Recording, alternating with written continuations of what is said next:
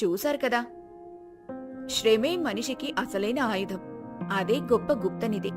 కష్టపడకుండా ఏదైనా సాధించాలనుకుంటే సమయం వృధా అవుతుంది తప్ప ఏమీ సాధించలేం. శ్రమను నమ్ముకొని కష్టపడి పనిచేసేవారికి ఎప్పటికైనా నిజమైన విజయం, సంపద దక్కి తీరుతాయి. కొంతకాలం క్రితం మహదేవపురంలో వీరయ్య అనే బాగా కష్టపడి పనిచేసే రైతు ఉండేవాడు. అతనికి రాము అనే వయసుకొచ్చిన కొడుకున్నాడు. అతను ఎప్పుడూ సోము అనే అతని స్నేహితుడితో కలిసి కష్టపడకుండా గుప్తనిధులు వెతుకుతూ సులభంగా డబ్బు సంపాదించాలనే పగటి కలలు కంటూ పనికిరాని కబుర్లు చెప్పుకుంటూ ఊరంతా బలాదురుగా తిరుగుతూ ఏ పని పాట లేకుండా సోమరిపోతులా తయారయ్యాడు. వీరయ్యకు ఎలాగైనా తన కొడుకుని ప్రయోజకుడిగా చూడాలని ఆశ. ఇదిలా ఉండగా ఒకరోజు ఉదయం వీరయ్య తన ఇంట్లో పొలానికి వెళ్లడానికి సిద్ధమవుతూ ఉంటాడు. రాము మంచం మీద పడుకొని గురక పెట్టి నిద్రపోతూ ఉంటాడు. పక్కనున్న గడియారంలో చూస్తే ఉదయం 9 గంటలు కావస్తుంది. వీరయ్యకు అది చూసి పట్టరాని కోపం వస్తుంది. అప్పుడతను రాముపై కోపంగా అరుస్తూ ఇలా అంటాడు.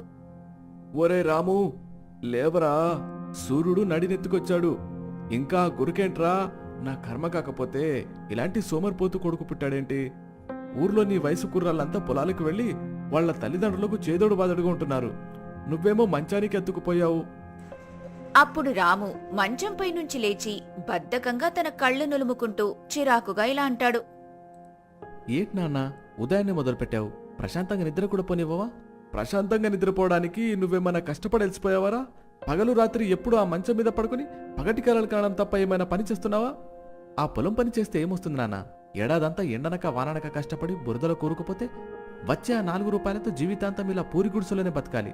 నేను అలా కాదు, ఒక్క రాత్రిలో కోటీశ్వరునైపోవాలి. ఆ మాటలు విని వీరయ్య హేళనగా నవ్వుతూ ఇలా అంటాడు. ఒక్క రాత్రిలో కోటీశ్వరుడైపోతావా? ఎలారా? ఆకాశం నుంచి ఏమైనా మూటలు ఊడిపడతాయా? ఆకాశం నుంచి కాదు నాన్న, భూమిలో నుంచి వస్తాయి గుప్తనిధులు. ఎక్కడో ఒక చోట నాకొక్క గుప్తనిధి దొరకకపోదా? ఒక్కసారి ఆ నిధి దొరికిందంటే ఇక జీవితంలో నేను పనిచేయాల్సిన అవసరమే ఉండదు. నువ్వు చూస్తూ ఉండు, నిన్ను పల్లకిలో మోయిస్తాను.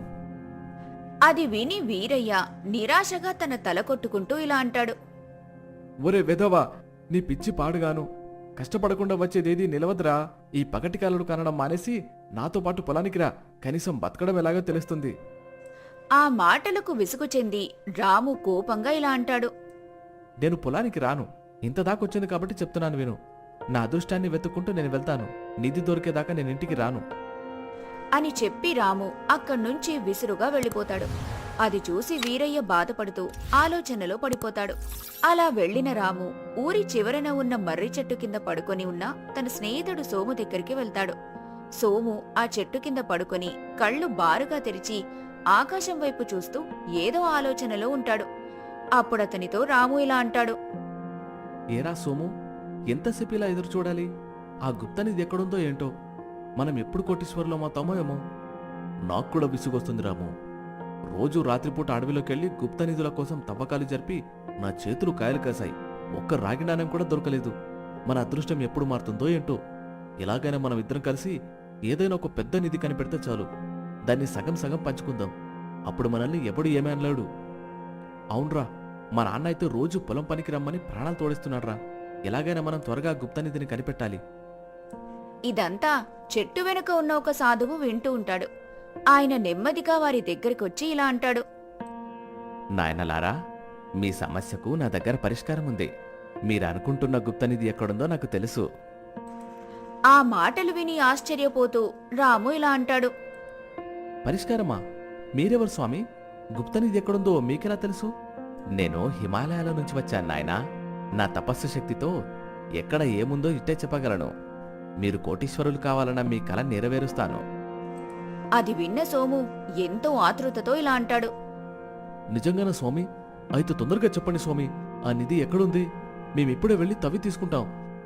అంత తొందర పడకండి నాయనా, దానికొక కఠినమైన షరతుంది. షరత ఏంటిది స్వామి? మాకు లక్షల కొద్ది వజ్రాలు వస్తాయంటే మీరు ఎన్ని షరతులు పెట్టినా వాటన్నిటికీ మేము ఒప్పుకుంటాం. అప్పుడు ఆ సాధువు తన పక్కనే ఉన్న ఒక పెద్ద ఇనుప పెట్టెను చూపిస్తూ ఇలా అంటాడు. ఇదిగో ఆ ఖాళీ పెట్టెని తీసుకోండి. ఈ ఊరి చివరన రాళ్లగుట్ట అని ఒక బంజరు భూమి ఉంది. ఆ భూమిలో మీరు కష్టపడి పనిచేసి పండించిన పంటనమ్మగా వచ్చిన డబ్బుతో ఈ పెట్టెను నింపాలి. అలా మీరు ఈ పెట్టెను నిండుగా బంగారు నాణేలతో నింపిన క్షణంలో నా మంత్రశక్తితో ఆ బంగారు నాణేలన్నీ వజ్రాలుగా మారిపోతాయి. అది విని రాము ఆశ్చర్యంగా సాధువుతో ఇలా అంటాడు. ఏంటి, అన్ని వజ్రాలుగా మారిపోతాయా? అవును, కానీ గుర్తుపెట్టుకోండి, ఆ రాళ్లగుట్ట భూమిలో మీరు స్వయంగా చెమటోడ్చి సంపాదించిన డబ్బును మాత్రమే ఇందులో వెయ్యాలి. వేరే ఎక్కడి నుంచో తెచ్చినా, ఎవరి దగ్గర అప్పు చేసినా ఆ పెట్టెలోనివన్నీ బూడిదగా మారిపోతాయి. జాగ్రత్త, ఇది మీకు అంగీకారమేనా? అది విని రాము సోము ఒకరి మొహాలొకరు చూసుకుంటారు.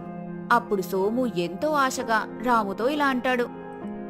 రాము, ఇది మనకు చాలా గొప్ప అవకాశం రా. ఒక పెట్టెడు వజ్రాలు రా, దాంతో మన జీవితమే మారిపోతుంది. ఎలాగైనా కష్టపడి నింపుదాంరా. నా మాట విని ఆ షరతుకు ఒప్పుకుందాంరా. అప్పుడు రాము కాసేపు దీర్ఘంగా ఆలోచించి ఆ సాధువుతో ఇలా అంటాడు. సరే స్వామి, మీకు మాటిస్తున్నాం. ఆ రాళ్లగుట్టలో మేమే స్వయంగా కష్టపడి ఈ పెట్టెను నింపుతాం. సంతోషం నాయనా, శీఘ్రమేవ గుప్తనిధి ప్రాప్తిరస్తు అని అనగానే రాము సోము ఇద్దరూ ఆ పెట్టెను తీసుకుని అక్కడ్నుంచి తిరిగి ఇంటికి వెళ్ళిపోతారు. మరుసటి రోజు ఉదయం నుండే రాము సోము వజ్రాలపై ఆశతో ఆ రాళ్లగుట్ట దగ్గరికి చేరుకున్నారు. ఆ భూమంతా పెద్ద పెద్ద రాళ్లతో ముళ్ల పొదలతో నిండి కాలు పెట్టడానికి కూడా వీల్లేకుండా ఉంటుంది. పారాగుణపం పట్టుకుని ఆ రాళ్లను పగలగొట్టడం మొదలుపెట్టారు. చేతులు బొబ్బలెక్కినా ఆ పెట్టెలో వజ్రాలు మెరుస్తున్న ఊహ వారిని ముందుకు నడిపించింది. రాము సోము ఎండలో చెమటలు కక్కుతూ రాళ్లు మూసి ముళ్ల పొదలు నరికి భూమిని చదును చేస్తారు. అప్పుడు రాము ఆ కష్టానికి తట్టుకోలేక సోముతో ఇలా అంటాడు. అబ్బా, ఇక నా వల్ల కావడం లేదురా సోము. ప్రాణం పోయేలా ఉంది. ఈ బంజరు భూమిని దున్నడం మన వల్ల కాదు.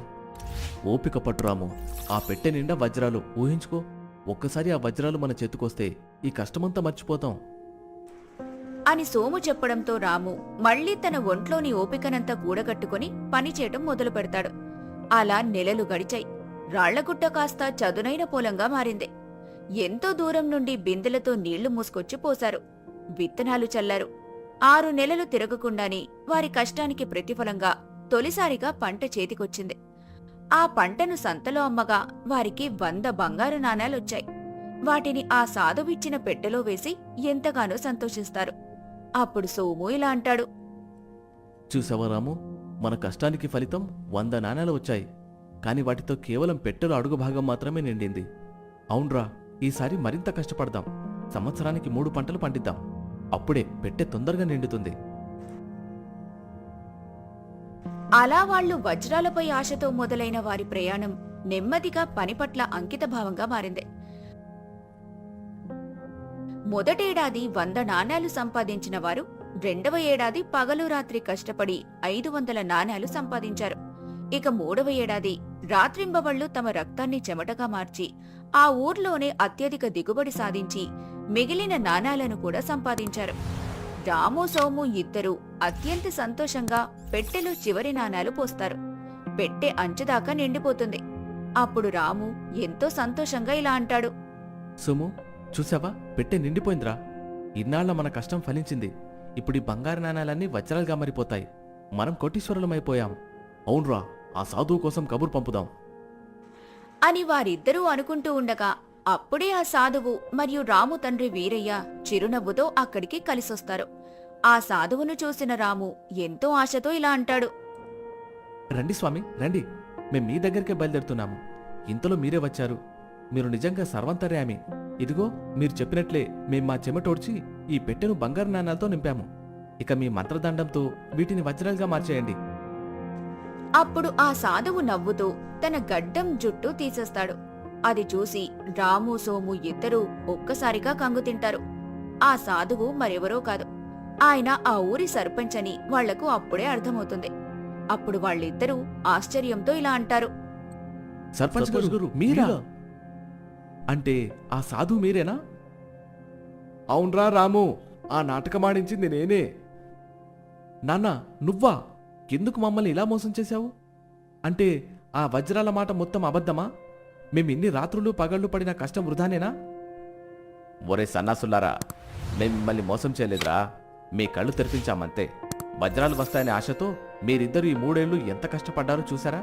అసలు పనికిరాని ఓ బంజరు భూమిని ఈరోజు ఈ ఊరికి అన్నం పెట్టే పచ్చని పొలంగా మార్చారు. అవునరా, ఒకప్పుడు ఏ పని చేయకుండా మంచం దిగని మీరు ఇప్పుడు పగలు రాత్రి శ్రమించడం నేర్చుకున్నారు. ఏ పని చేయకుండా పగటి కలలు కంటూ కూర్చుంటే ఒక్క పైసా కూడా రాదు. కానీ కష్టపడితే ఈ భూమి తల్లి మీకు అంతులేని సంపదనిస్తుందని నిరూపించారు.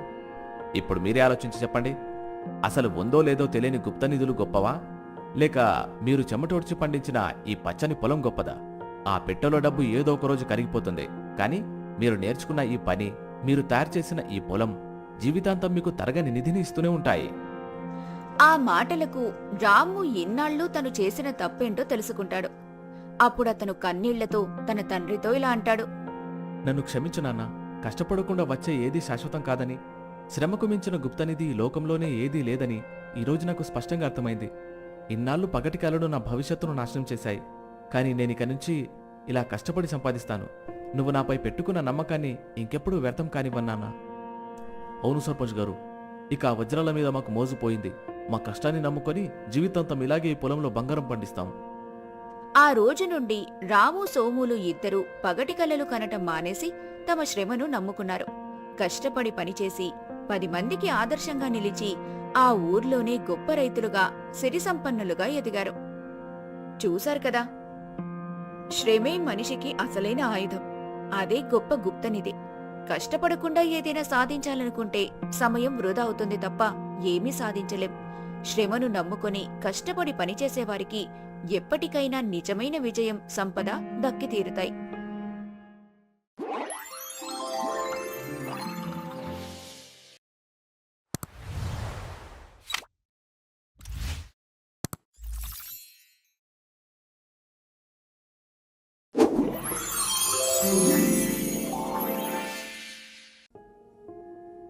ఒకానొక సమయంలో కాశీపురం అనే గ్రామంలో రాఘవ మరియు భూషణం అనే ఇద్దరు ప్రాణ స్నేహితులు ఉండేవారు.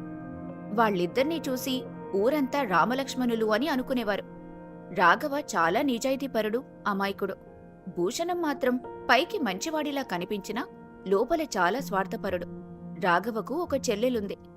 ఆమె పెళ్లి కోసం రాఘవ ఎన్నో ఏళ్లుగా కష్టపడి ఒక ఇనుప పెట్టె నిండా బంగారు నాణాలు దాచుకున్నాడు. మరికొన్నేళ్లలో రాఘవ చెల్లెలికి పెళ్లి వయసు రాబోతుంది. అందుకుగాను తాను ఇంతవరకు కూడబెట్టిన సంపద సరిపోదు. కాబట్టి తను పట్నం వెళ్లి ఏదైనా వ్యాపారం చేసి ఈలోపు మరింత ధనాన్ని సంపాదించాలని అనుకున్నాడు.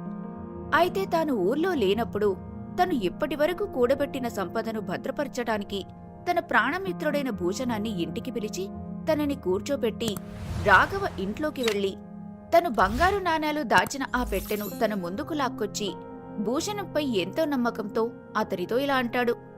చూడు మిత్రమా, నా చెల్లి పెళ్లి ఘనంగా చేయాలని నా కోరిక. కానీ ఇక్కడ సంపాదన సరిపోవడం లేదు. అందుకే నేను 2 ఏళ్ల పాటు పట్నం వెళ్ళి వ్యాపారం చేసి వద్దామనుకుంటున్నాను. ఇదిగో ఈ ఇనుపెట్టెలో నా జీవితకాలం సంపాదన అయిన బంగారు నాణేలు ఉన్నాయి. నేను తిరిగి వచ్చే వరకు వీటిని నీ దగ్గర భద్రంగా ఉంచుతావని నమ్ముతున్నాను. నువ్వు తప్ప నాకు ఈ లోకంలో ఎవరిపైనా నమ్మకం లేదు. అంత సంపాదన ఒక్కసారిగా చూడగానే భూషణానికి మనసులో స్వార్థం పురుడు పోసుకుంది. కాని పైకి మాత్రం నవ్వుతూ మంచివాడిలా నటిస్తూ రాఘవకి భరోసా ఇస్తూ ఇలా అంటాడు. రాఘవ, నువ్వు నా ప్రాణ స్నేహితుడివి. నీ చెల్లి నాకు చెల్లి లాంటిది. నీ సొమ్ము నా ప్రాణం కంటే పదిలంగా చూసుకుంటాను. నువ్వెలాంటి బెంగ పెట్టుకోకుండా పట్నం వెళ్ళిరా. ఈ భూషణం బ్రతుకుండగా నీ బంగారానికి ఏ ఢోకా లేదు అంటూ నమ్మబలుకుతాడు భూషణం. ఆ మాటలు విని రాఘవ ఎంతో సంతోషిస్తాడు. అలా స్నేహితుడి మాటలు నమ్మిన రాఘవ ధైర్యంగా పట్నం వెళ్లిపోయాడు. అలా వెళ్లిన రాఘవ పట్నంలో ఒక చిన్న అన్నసత్రం తెరిచి రేయింపవళ్లు తెగ కష్టపడుతూ ఉంటాడు. ఇక్కడ భూషణం మాత్రం ప్రతిరోజు తన ఇంట్లో ఆ ఇనుప్పెట్టెను తెరిచి బంగారు నాణేలను చూసి ఆ సంపదంతా ఎలా అయినా కాజేయాలనుకుని కుటిల ఆలోచనలు పన్నుతూ సంతోషిస్తూ ఉంటాడు. అలా కాలం వేగంగా గడిచిపోయింది. రాఘవ పట్నంలో రాత్రింబవళ్లు కష్టపడుతుంటే ఇక్కడ భూషణంలో దురాశ మొదలైంది. ఆ బంగారాన్ని చూడగానే అతని బుద్ధి వక్రించింది. మెల్లమెల్లగా అందులో ఉన్న బంగారు నాణాలను అమ్ముకొని జల్సాలు చేయటం మొదలుపెట్టాడు. 2 ఏళ్లు తిరిగేసరికి ఆ పెట్టెలోని బంగారం మొత్తం ఖాళీ అయిపోయింది. అప్పుడు భూషణం తన మనసులో ఇలా అనుకుంటాడు. అబ్బా, ఈ బంగారం వల్లే నా దరిద్రం వదిలింది. కానిప్పుడు రాఘవ తిరిగి వస్తే నా పరిస్థితి ఏంటి? వాడికి బంగారం ఎలా తిరిగి ఇవ్వాలి? లేదు, వాడికి ఏదో ఒక అబద్ధం చెప్పి పంపించేయాలి. వాడు అమాయకుడు, పైగా వాడికి నేనంటే చాలా నమ్మకం. కాబట్టి నేనేం చెప్పినా నమ్ముతాడు. అని అనుకుంటూ వెకిలి నవ్వులు నవ్వుకుంటాడు. అలా చూస్తుండగానే 2 ఏళ్లు గడిచిపోయాయి. రాఘవ ఎంతో సంతోషంగా తిరిగి ఊర్లోకి అడుగు పెడతాడు. నేరుగా భూషణం ఇంటికి వెళ్తాడు. అప్పుడతను ఎంతో కాలం తర్వాత తన స్నేహితుణ్ణి చూసిన సంతోషంలో ఎంతో ఉత్సాహంగా భూషణంతో ఇలా అంటాడు. భూషణం, మిత్రమా, నేనొచ్చేశాను. పట్నంలో నా వ్యాపారం చాలా బాగా సాగింది. ఇక నా చెల్లి పెళ్లికి ఎలాంటి ఢోకా లేదు. నా బంగారం పెట్టి నాకిచ్చేయి. ఇక వెళ్ళి పనులు మొదలు పెడతాను. అప్పుడు భూషణం ముఖంలో కంగారు మొదలవుతుంది. ఎప్పుడో వస్తాడనుకున్న రాఘవ ఒకేసారొచ్చి తన ముందు నిల్చునేసరికి తనకు ఏం చేయాలో పాలుపోలేదు. కాని నటనతో తన కంగారును కప్పిపెట్టి ఎంతో బాధతో కన్నీళ్లు పెట్టుకుంటూ గట్టిగా ఏడుస్తూ రాఘవతో ఇలా అంటాడు. నన్ను క్షమించు రాఘవా, నేను నీకు ముఖం చూపించలేకపోతున్నాను. నువ్వు వెళ్ళిన కొన్ని రోజులకే మన ఊర్లో ఎలుకల బెడద ఎక్కువైంది. ఒకరోజు రాత్రి నా గదిలో ఉన్న ఇనుప పెట్టెను, అందులోని బంగారాన్ని ఎలుకలు పూర్తిగా తినేశారా. నిన్ను మోసం చేయాలని నాకు లేదు, కానీ ఆ ఎలుకలు అంత పని చేస్తాయని నేను ఊహించలేదు. ఆ మాటలు విన్న రాఘవ ఒక్క క్షణం నిర్గంతపోయాడు. కాని కాసేపటికి తేరుకొని ఆలోచనలో పడతాడు. ఇనుప పెట్టెను, బంగారాన్ని ఎలుకలు తినటం అసాధ్యమని అతనికి వెంటనే అర్థమవుతుంది. తన ప్రాణ స్నేహితుడే తనకు ద్రోహం చేశాడని గ్రహించి అతని గుండె ముక్కలవుతుంది. కాని పైకి మాత్రం ఎలాంటి భావోద్వేగాలకు లోను కాకుండా ఎంతో శాంతంగా నవ్వుతూ భూషణంతో ఇలా అంటాడు. అయ్యో, ఏడవకు భూషణం, అందులోని తప్పేం లేదులే. కాలం కలిసి రాకపోతే ఎలుకలు బంగారాన్ని మాత్రమే కాదు, ఇనుమును కూడా తింటాయి. పోయిన సొమ్ము గురించి బాధపడి ప్రయోజనం లేదు. నువ్వు నా స్నేహితుడివి. ఆ బంగారం కంటే నీ స్నేహమే నాకు ముఖ్యం. అలా రాఘవ అంత ప్రశాంతంగా ఒప్పుకునేసరికి భూషణం ఆశ్చర్యపోయాడు. తన అబద్ధం పనిచేసిందని సంబరపడ్డాడు. కాని రాఘవ మనసులో భూషణం బుద్ధి మార్చడానికి అతను ఒక పథకం వేశాడు. వెంటనే తను భూషణంతో ఇలా అంటాడు. సరే భూషణం, నేను ప్రయాణం చేసి అలసిపోయాను. నదికి వెళ్ళి స్నానం చేసి వస్తాను. నీ కొడుకు రామును నాతో పంపు. నాకు వీపు రుద్దడానికి తోడుగా ఉంటాడు. అలాగే రాఘవా. ఒరే రాము, మావయ్యతో పాటు నదికి వెళ్ళు అని అనగానే రాఘవ రామును తీసుకుని నదివైపు వెళ్తాడు. రాఘవ రామును తీసుకుని వెళ్లి తన వేరే స్నేహితుడి ఇంట్లో సురక్షితంగా దాచిపెడతాడు. ఆ తర్వాత గట్టిగా ఏడుస్తూ బట్టలు చించుకొని భూషణం ఇంటికి పరిగెత్తుకొచ్చి తడిచిన బట్టలతో వణుకుతూ భూషణంతో ఇలా అంటాడు. భూషణం, ఒరే భూషణం, ఘోరం జరిగిపోయింది మిత్రమా, ఘోరం జరిగిపోయింది. నన్ను క్షమించు. నా వల్ల చాలా పెద్ద ఘోరం జరిగిపోయింది. ఆ మాటలు విని కంగారు పడుతూ రాఘవ వాలకాన్ని చూసి తనతో పాటు తన కొడుకు లేడనే విషయాన్ని గమనించి భూషణం అతనితో ఇలా అంటాడు. ఏమైందిరా రాఘవా, నా కొడుకు రామెక్కడా? నువ్వు ఒక్కడే వచ్చావే? ఎందుకు? వాడేమయ్యాడు? నీ వాలకం ఎందుకు ఇలా మారింది? అసలు ఇంతకేం జరిగింది నాకు తొందరగా చెప్పు. మేమిద్దరం నదిలో స్నానం చేస్తుండగా అకస్మాత్తుగా ఆకాశం నుంచి ఒక పెద్ద గద్ద కిందకు వాలింది. నా కళ్ల ముందే రామును తన గోళ్లతో పట్టుకుని ఆకాశంలోకి ఎగిరిపోయిందిరా. నేను ఎంత అరిచినా అది వినలేదు. ఆ మాటలు విన్న భూషణం కోపంతో రగిలిపోతాడు. రాఘవ చొక్కా పట్టుకొని గట్టిగట్టిగా అరుస్తూ కోపంతో ఇలా అంటాడు. ఒరే రాఘవా, నీకెంత ధైర్యం? నాతోనే అబద్ధాలాడుతున్నావా? ద్రోహి! 10 ఏళ్ల పిల్లాన్ని గద్ద ఎత్తుకుపోవడమేంట్రా? నువ్వు నా కొడుకుని ఎక్కడో దాచావు లేదా చంపేశావు. నిన్ను వదలను. పద, గ్రామ పెద్ద దగ్గరికి వెళ్దాం అని అంటూ రాఘవను ఈడ్చుకుంటూ రచ్చబండ దగ్గరికి వెళ్తాడు భూషణం. అక్కడ రచ్చబండ దగ్గర గ్రామ పెద్ద మరియు ఊరి జనమంతా చేరి ఉంటారు. భూషణం ఏడుస్తూ గ్రామ పెద్దకు ఇలా ఫిర్యాదు చేస్తాడు. అయ్యా గ్రామ పెద్దగారు, మీరే నాకు న్యాయం చేయాలి.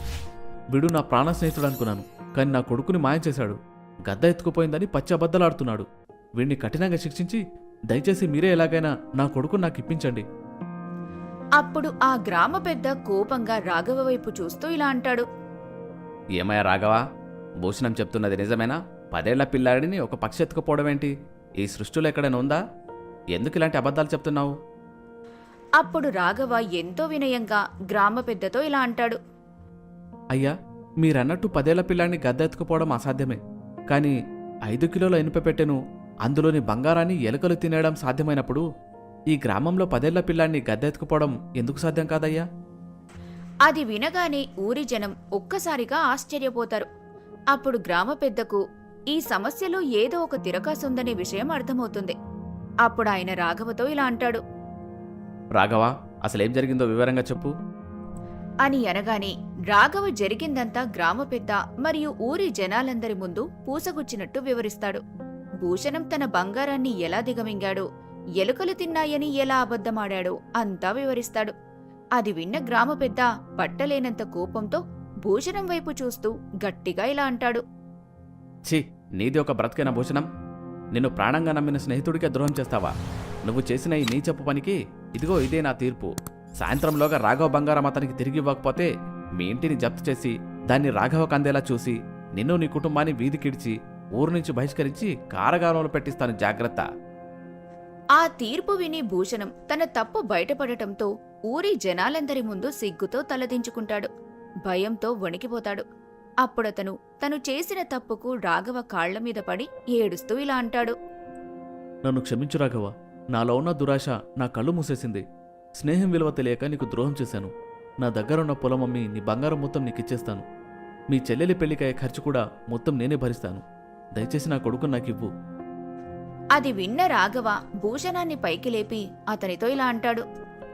భూషణం, నేను నీలాగా స్వార్థపరుని కాను. నాకు రావాల్సిన సొమ్ము నాకు తిరిగిచ్చే చాలు. నీ కొడుకు పక్క ఊళ్ళో ఉన్న నా స్నేహితుడి ఇంట్లో సురక్షితంగా ఉన్నాడు. వెళ్ళి తీసుకో. ఇకపై నా జీవితంలో నీకు స్థానం లేదు. ఇక ఎప్పుడు నీ ముఖాన్ని నాకు చూపించకు, నమ్మకద్రోహి అని చెప్పి రాఘవ కోపంగా అక్కడ్నుంచి వెళ్లిపోతాడు. భూషణం పరిగెత్తుకుంటూ పక్క ఊరికి వెళ్లి తన కొడుకుని ఇంటికి తీసుకొచ్చి తన పొలాన్నమ్మి గ్రామ పెద్ద ముందు రాఘవకు తానివ్వాల్సిన బంగారు నాణాలను ముట్టచెప్పి సిగ్గుతో తన కుటుంబాన్ని తీసుకుని ఆ ఊరు వదిలిపెట్టి వెళ్లిపోతాడు. ఇక రాఘవ తను కష్టపడిన సొమ్ము మళ్లీ తనకు తిరిగొచ్చిందని సంతోషిస్తూ తాను పట్నంలో సంపాదించిన సొమ్ముని కూడా జతచేసి తన చెల్లి వివాహాన్ని చాలా ఘనంగా జరిపిస్తాడు. ఈ కథలో భూషణం తన అత్యాశ వల్ల తన స్నేహితుణ్ణి, ఊర్లో పరువుని రెండింటినీ పోగొట్టుకున్నాడు. నమ్మకమనేది ఒక గాజు వస్తువు లాంటిదే. ఒక్కసారి పగిలితే ఎన్ని అతుకులు వేసినా పాత రూపం రాదు. దురాశ దుఃఖానికి చేటు. నమ్మిన వారికి ద్రోహం చేస్తే ఆ పాపం తిరిగి మనల్ని నాశనం చేస్తుంది. నిజాయితీగా బతకడమే అసలైన విజయం. ఈ కథ మీకు నచ్చిందా? మీరెప్పుడైనా మీ జీవితంలో ఇలాంటి ఫ్రెండ్స్ని చూసారా? అయితే కామెంట్ చేయండి.